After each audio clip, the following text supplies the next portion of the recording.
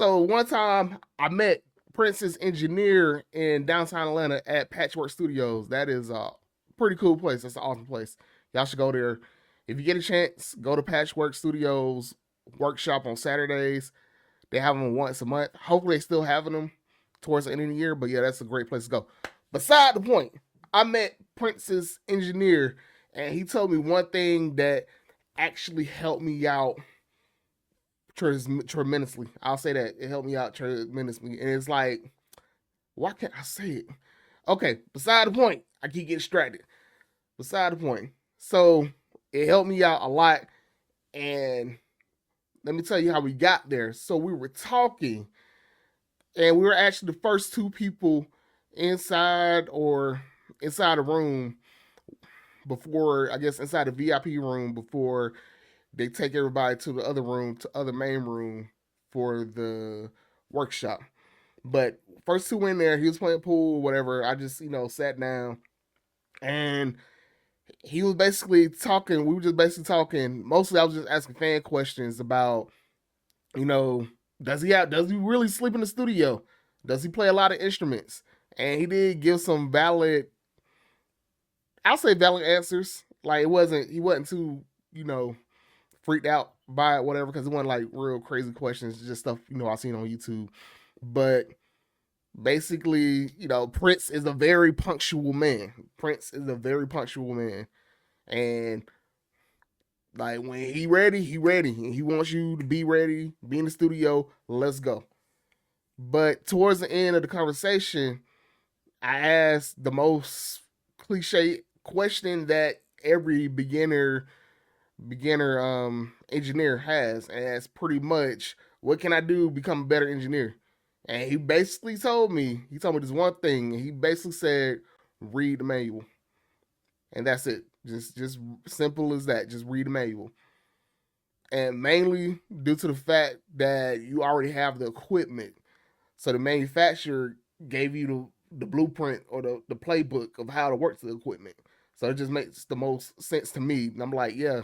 Which I already do that though. I already read the manual, but it helped me out, right? Just as a reminder. Just because if you could read the manual, you can pretty much work any plugin you got, any DAW you got, any equipment you got. If you can read it, because that's what it is for. It's for you to figure out how to work the equipment. I know I just said that, but yeah, I mean it's just simple as that. And for me, that also goes to keeping money in your pocket in case you want to buy a course, like especially FL Studio. There's a lot of FL Studio courses, a lot of them. And I guess just because it's easy. FL Studio is easy to learn. It's the easiest thing you can learn, easiest doll you can figure out. But the fact that we got courses on it, like, there's nothing wrong with that. I think you should be able to supplement what you already know with somebody else's point of view. However, however, that shouldn't be the first thing on your mind to just go, oh, let me go get a course that, I already got this doll I just bought. Now I gotta go get a course, taking more money out your pocket. Keep your money first. Keep your money first. Then read the manual, and you feel uncomfortable with, I don't know what's going on. I say ask somebody like on a forum or on Reddit, especially Reddit. Reddit got a lot of good advice, but don't put your money up just yet.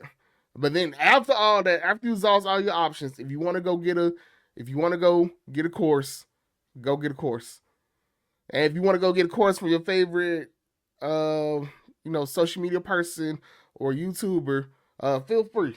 But if, for me, like that saved me money on that end. Now on other stuff like gear, buying gear, that's where my money mostly spent, just buying gear. But I also reading the manual as I'm buying this gear, especially me coming off of just making beats like for a long time, and then getting back into making beats. Like I took a brown break, and then getting back to making beats again, and then finally decided, you know what, I want to pay attention to the sonics. So getting into engineering and getting into all that, like if you read the manual, you are ahead of.